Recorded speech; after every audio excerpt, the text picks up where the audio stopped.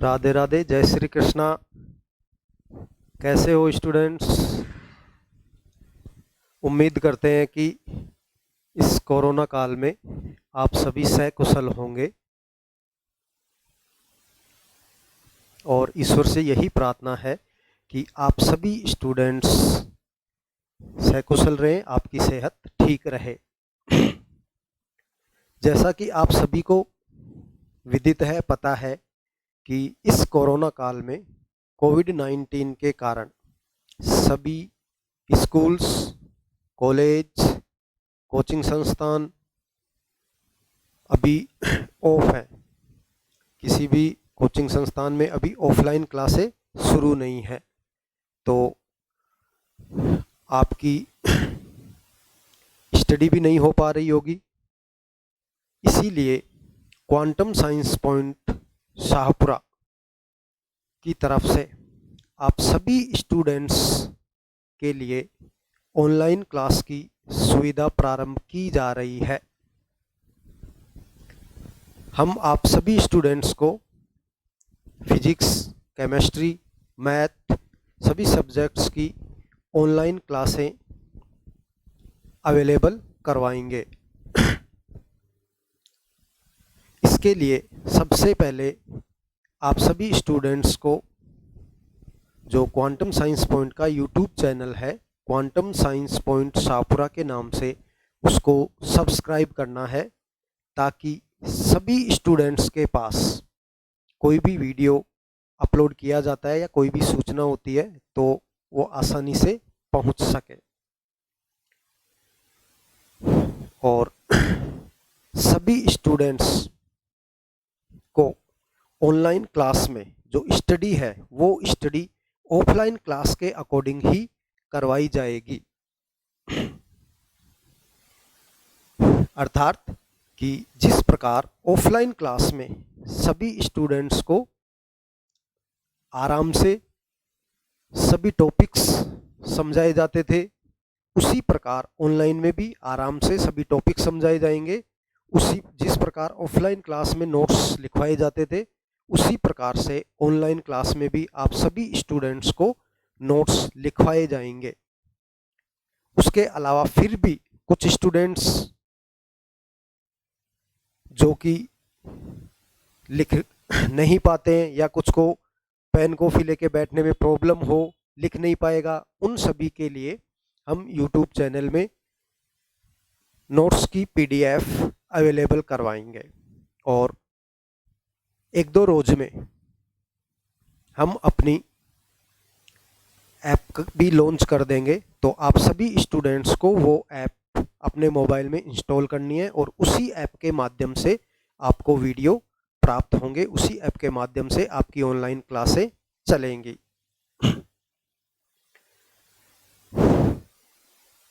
इसके बाद अब बात की जाती है कि अभी फ़िलहाल फर्स्ट ईयर के एडमिशन स्टार्ट हो रहे हैं, एडमिशन्स चल रहे हैं, तो अभी फर्स्ट ईयर की क्लासें ना स्टार्ट करके और सेकेंड ईयर व फाइनल की क्लासें स्टार्ट की जाएंगी।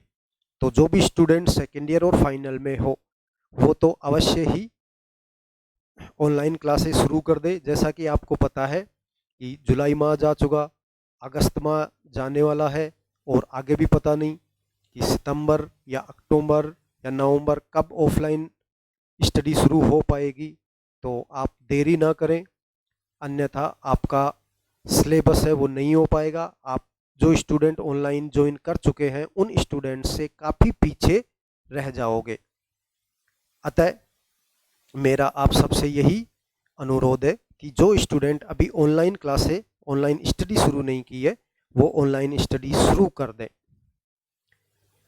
और जैसा कि आप सबको ही पता है कि फर्स्ट ईयर में जो स्टूडेंट थे वो सेकेंड ईयर में प्रमोट हो गए और जो सेकेंड ईयर में स्टूडेंट थे वो फाइनल ईयर में प्रमोट हो गए।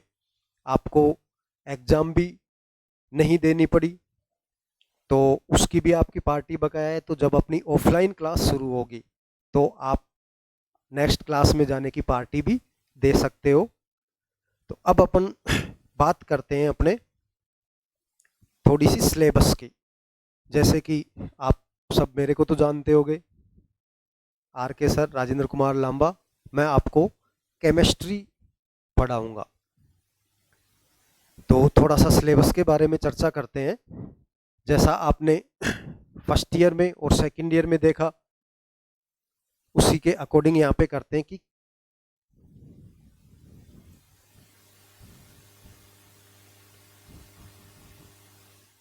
केमिस्ट्री में आपके 3 पेपर चलते हैं। फर्स्ट पेपर इनऑर्गेनिक केमिस्ट्री, अकार्बनिक रसायन।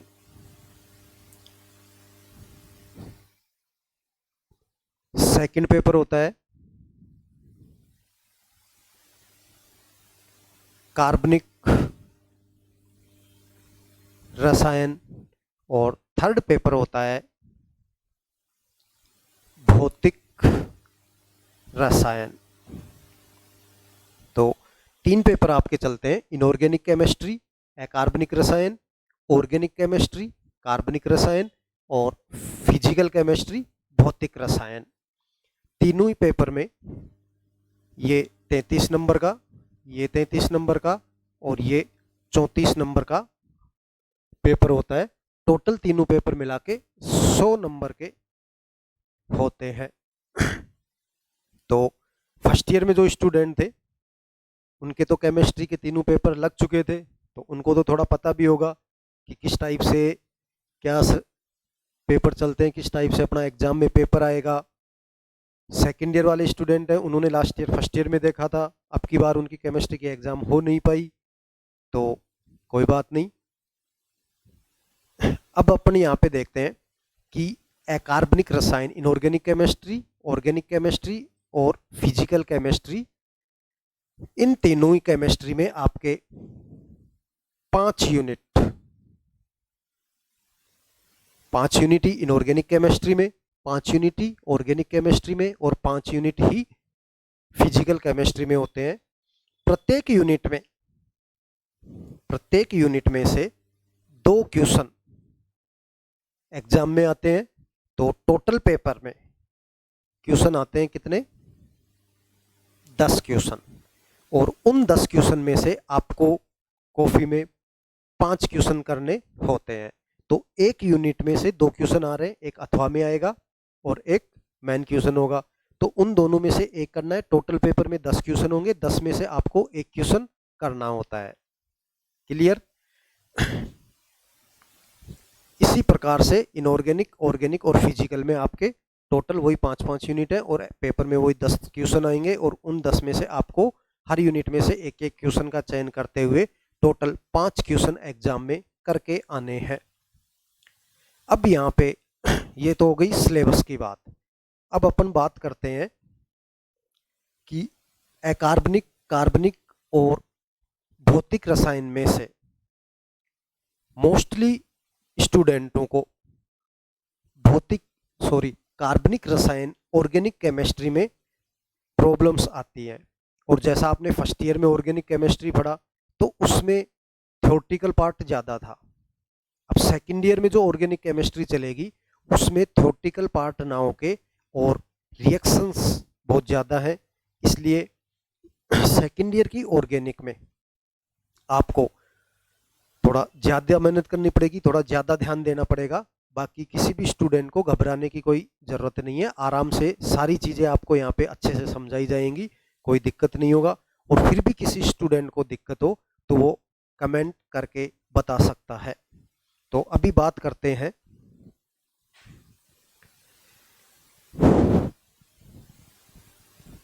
ऑर्गेनिक केमिस्ट्री की।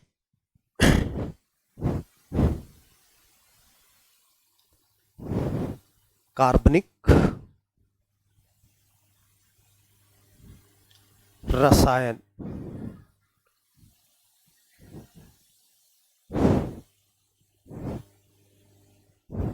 तो सेकेंड ईयर में यदि कार्बनिक रसायन की बात करते हैं तो इसमें 5 यूनिट है। फर्स्ट यूनिट है स्पेक्ट्रोस्कोपी।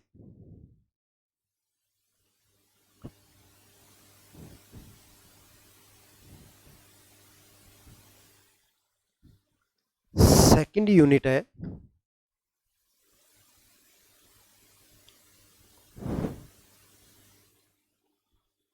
अल्कोहल,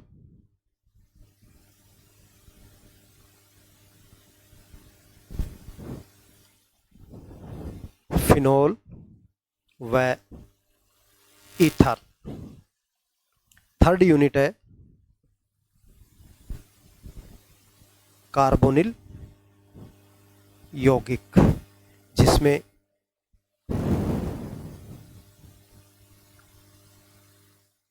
एल्डिहाइड और कीटोन के बारे में अध्ययन करेंगे।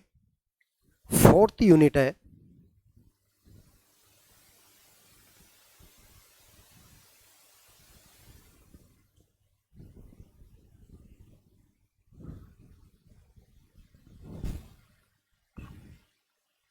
नाइट्रो यौगिक। इस नाइट्रो यौगिक में अपन NH2 एमीन और NO2 नाइट्रो कंपाउंड जो है कि नाइट्रोजन युक्त क्रियात्मक समूह है, उनमें एमीन भी है और नाइट्रो वाले भी हैं, यानी उन सब के बारे में अध्ययन करेंगे। फिफ्थ यूनिट है कार्बोक्सिलिक अम्ल। कार्बोक्सिलिक अम्ल व इसके व्युत्पन्न। ये ऑर्गेनिक केमिस्ट्री की 5 यूनिट है सेकेंड ईयर में। First unit spectroscopy, second alcohol phenol ether, third carbonyl यौगिक जिसमें एल्डिहाइड कीटोन के बारे में अध्ययन करेंगे। फिफ्थ यूनिट है नाइट्रोजन युक्त क्रियात्मक समूह, जिसमें नाइट्रो कंपाउंड है और एमीन वगैरह है, उसके बारे में अध्ययन करेंगे। फिफ्थ यूनिट में कार्बोक्सिलिक अम्ल और उसके डेरिवेटिव एस्टर वगैरह, एस्टर है, एनहाइड्राइड है, एमाइड है, उनके बारे में अध्ययन करेंगे। तो अभी अपन आज फर्स्ट क्लास है, उसमें फर्स्ट यूनिट स्पेक्ट्रोस्कोपी के बारे में थोड़ी चर्चा करते हैं। और यह फर्स्ट क्लास फाइनल ईयर के बच्चों के लिए भी काम की है, क्योंकि उनके भी फर्स्ट यूनिट स्पेक्ट्रोस्कोपी है। तो आज स्पेक्ट्रोस्कोपी के इंट्रोडक्शन की बात करेंगे, जो सेकेंड ईयर में भी काम आएगी और फाइनल ईयर में भी काम आएगी। तो अभी बात करते हैं फर्स्ट यूनिट स्पेक्ट्रोस्कोपी। आज फर्स्ट क्लास है, तो इसमें घबराने की कुछ चीज़ समझ में नहीं आए तो भी कोई दिक्कत नहीं है, बाकी नॉर्मल है, इंट्रो वगैरह चल रहा है और लिखना नोट्स वोट्स कुछ नहीं है। जब मंडे से अपनी रेगुलर क्लासें स्टार्ट होंगी तो वहाँ से आपको अच्छे से सारी चीज़ें आराम से नोट्स के रूप में सुव्यवस्थित लिखवाई जाएंगी। तो यहाँ पे अपन बात करते हैं स्पेक्ट्रोस्कोपी की। स्पेक्ट्रोस्कोपी में सबसे पहले बात करते हैं अपन इसका परिचय।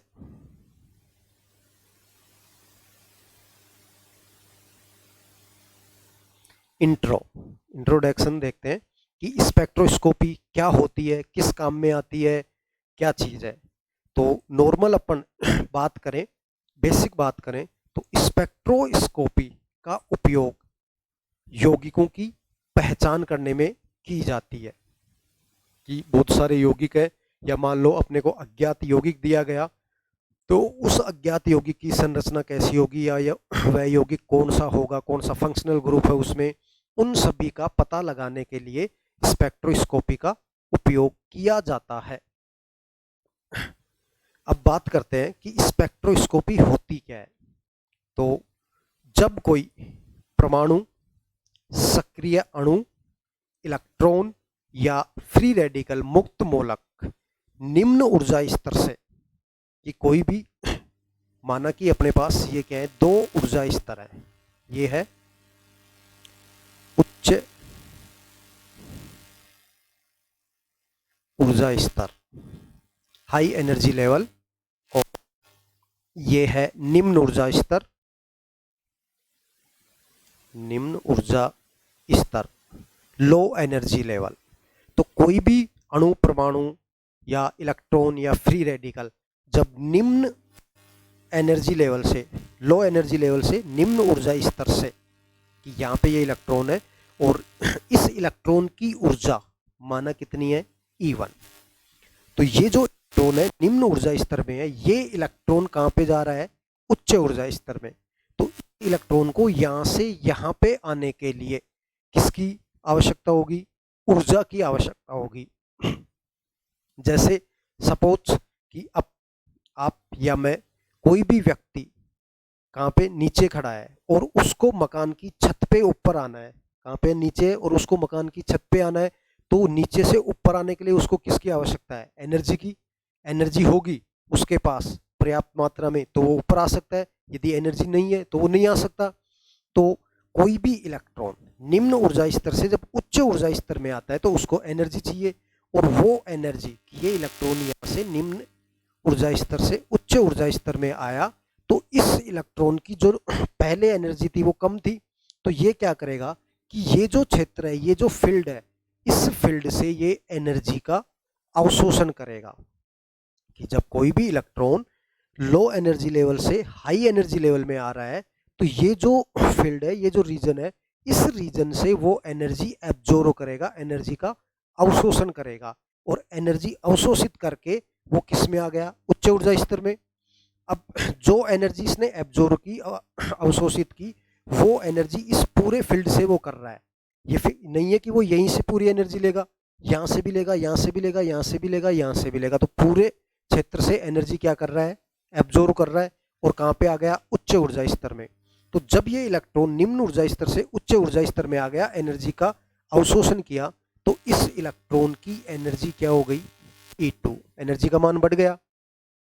अब ये इलेक्ट्रॉन जब पुनः अपनी मूल अवस्था में जाएगा, मतलब कि ये उच्च ऊर्जा स्तर से निम्न ऊर्जा स्तर में जब वापस जाता है, तो जो एनर्जी इसने एब्जॉर्ब की थी वो एनर्जी क्या करेगा? रिलीज करेगा।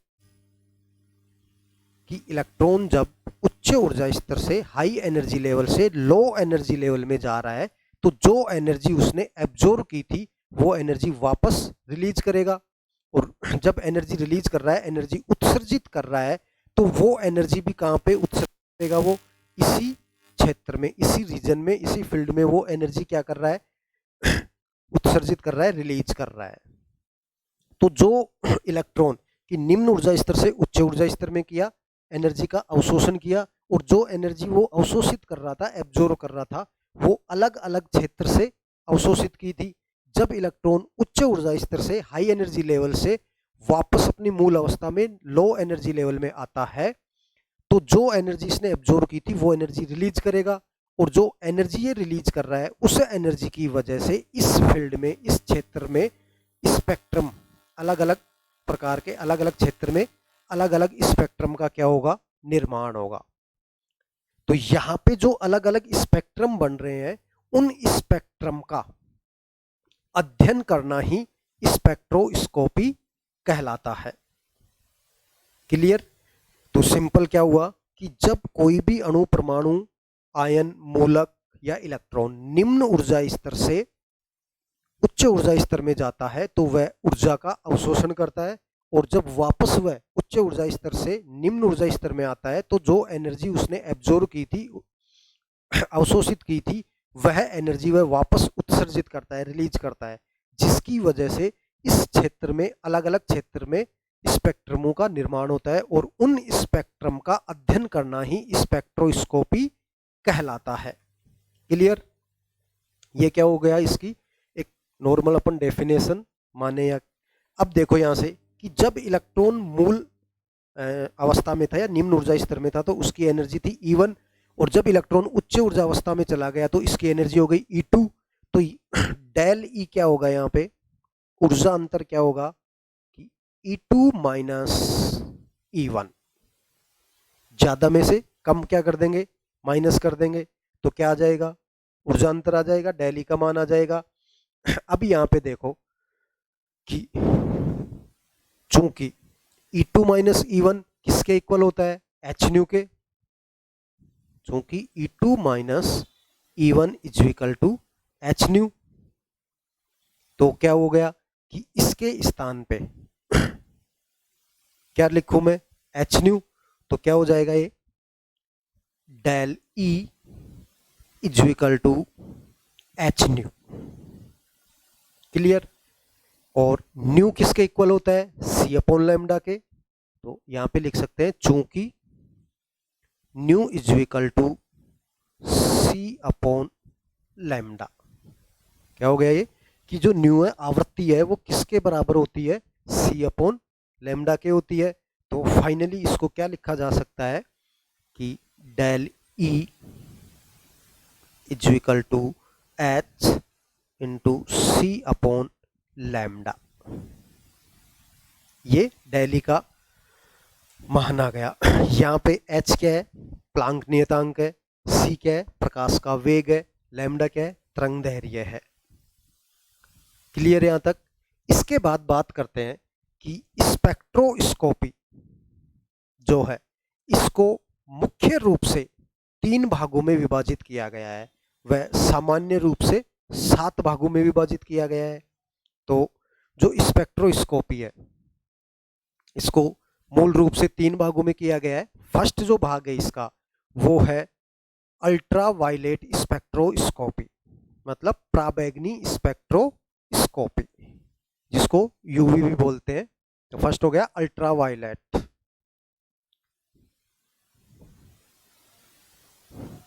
पराबैंगनी स्पेक्ट्रोस्कोपी,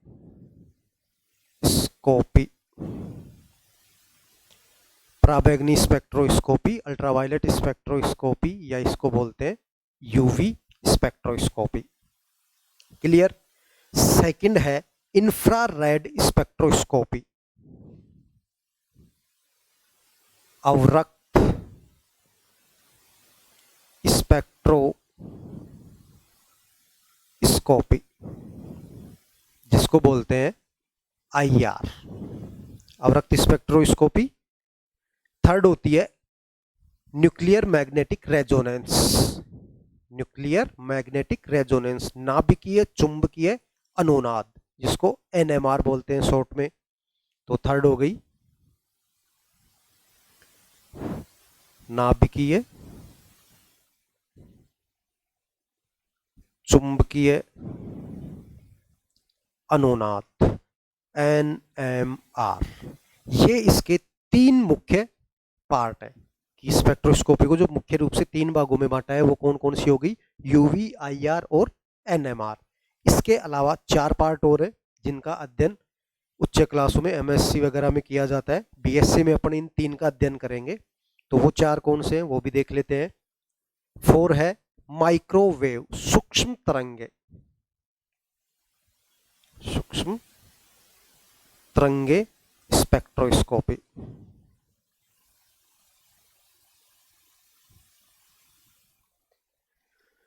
माइक्रोवेव स्पेक्ट्रोस्कोपी हो गई। फिफ्थ है मास स्पेक्ट्रोस्कोपी, फिफ्थ आ गई मास स्पेक्ट्रोस्कोपी। क्लियर। 6 होती है पीईएस, फोटो इलेक्ट्रॉन स्पेक्ट्रोस्कोपी, 6 हो गई पीईएस, फोटो इलेक्ट्रॉन स्पेक्ट्रोस्कोपी। और 7th पे होती है ESR, electron spin resonance spectroscopy, ESR, electron spin resonance spectroscopy. तो ये टोटल 7 प्रकार की स्पेक्ट्रोस्कोपी होती है, जिसमें से इन 4 का एमएससी वगैरह में अध्ययन किया जाता है और इन 3 का बीएससी में अध्ययन करेंगे। तो इन 4 को तो मैं हटा देता हूं।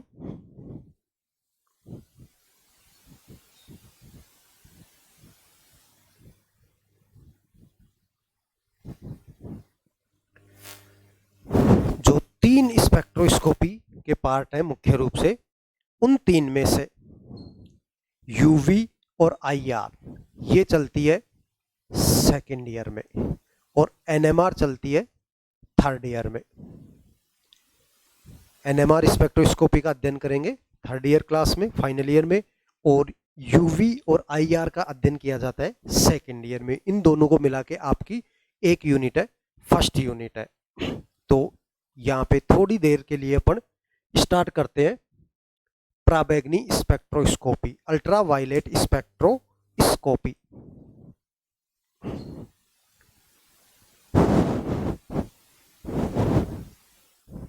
UV spectroscopy.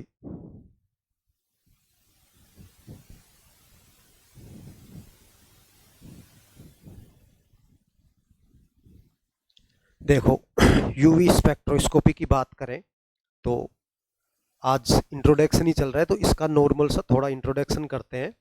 तो देखो, सबसे पहली बात आती है कि यूवी स्पेक्ट्रोस्कोपी जो है वो इलेक्ट्रॉनिक संक्रमण पर आधारित होती है। फर्स्ट बात क्या है यहाँ पे कि यह इलेक्ट्रॉनिक संक्रमण, इलेक्ट्रॉनिक ट्रांजिशन पर आधारित होती है, उस पर बेस्ड है पूरी यूवी। सेकंड बात आती है कि जो इलेक्ट्रॉनिक ट्रांजिशन है, इलेक्ट्रॉनिक संक्रमण है, ये इलेक्ट्रॉनिक संक्रमण के लिए एनर्जी कम चाहिए या ज़्यादा चाहिए। तो जो इलेक्ट्रॉनिक संक्रमण है उसके लिए ऊर्जा का मान ज़्यादा होता है। तो किसी भी इलेक्ट्रॉन को यदि 5 से 10 इलेक्ट्रॉन वोल्ट ऊर्जा प्रदान की जाए, किसी भी इलेक्ट्रॉन को, किसी भी कण को यदि 5 से 10 इलेक्ट्रॉन वोल्ट ऊर्जा प्रदान की जाती है तो वह इलेक्ट्रॉनिक संक्रमण करने के लिए पर्याप्त होती है। वह इलेक्ट्रॉन आसानी से इलेक्ट्रॉनिक संक्रमण कर सकता है। तो यहाँ पे दो चीजें आई कि जो यूवी स्पेक्ट्रोस्कोपी है वो इलेक्ट्रॉनिक संक्रमण, इलेक्ट्रॉनिक ट्रांजिशन पे डिपेंड है, उस पर बेस्ड है। और दूसरी बात आई कि इलेक्ट्रॉनिक ट्रांजिशन के लिए एनर्जी का मान 5 से 10 इलेक्ट्रॉन वोल्ट होता है। क्लियर। अब तीसरी बात आती है कि ये जो इलेक्ट्रॉनिक ट्रांजिशन है, इलेक्ट्रॉनिक संक्रमण है, ये कौन से क्षेत्र में होता है। तो ये अल्ट्रावायलेट क्षेत्र, पराबैंगनी क्षेत्र में होता है। कि किसी भी कंपाउंड में जो इलेक्ट्रॉनिक ट्रांजिशन हो रहा है वह इलेक्ट्रॉनिक ट्रांजिशन कौन से क्षेत्र में होता है, पराबैंगनी क्षेत्र में। इसी वजह से इस स्पेक्ट्रोस्कोपी का नाम पराबैंगनी स्पेक्ट्रोस्कोपी, अल्ट्रावायलेट स्पेक्ट्रोस्कोपी या इसे इलेक्ट्रॉनिक स्पेक्ट्रोस्कोपी भी कहते हैं। तो यहाँ पे नॉर्मल इसका क्या किया है अपन ने, इंट्रोडक्शन, कि जो यूवी स्पेक्ट्रोस्कोपी है वो इलेक्ट्रॉनिक ट्रांजिशन पर बेस्ड है। इलेक्ट्रॉनिक ट्रांजिशन के लिए 5 से 10 इलेक्ट्रॉन वोल्ट ऊर्जा की आवश्यकता होती है और जो इलेक्ट्रॉनिक ट्रांजिशन है वह पराबैंगनी क्षेत्र में होता है, इसीलिए इसको पराबैंगनी स्पेक्ट्रोस्कोपी या इलेक्ट्रॉनिक स्पेक्ट्रोस्कोपी कहते हैं। तो आज की क्लास को यहीं अपन विराम देंगे। आगे का नेक्स्ट क्लास में होगा, अपन नेक्स्ट क्लास में यहाँ से इस टॉपिक को स्टार्ट करेंगे।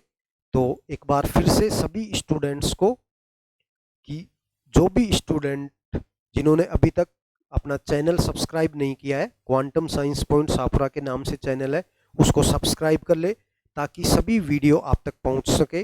नोट्स की पीडीएफ भी आपको अवेलेबल होगी और जो नोट्स है, जो भी जैसे मैंने आज यहाँ पे समझाया वो सारे मैं आपको यहाँ पे लिखवाऊंगा। बाकायदा ऑफलाइन क्लास के तरह ही ऑनलाइन क्लासें चलेंगी जिसमें आपको नोट्स भी लिखवाए जाएंगे, सब कुछ समझाया भी जाएगा।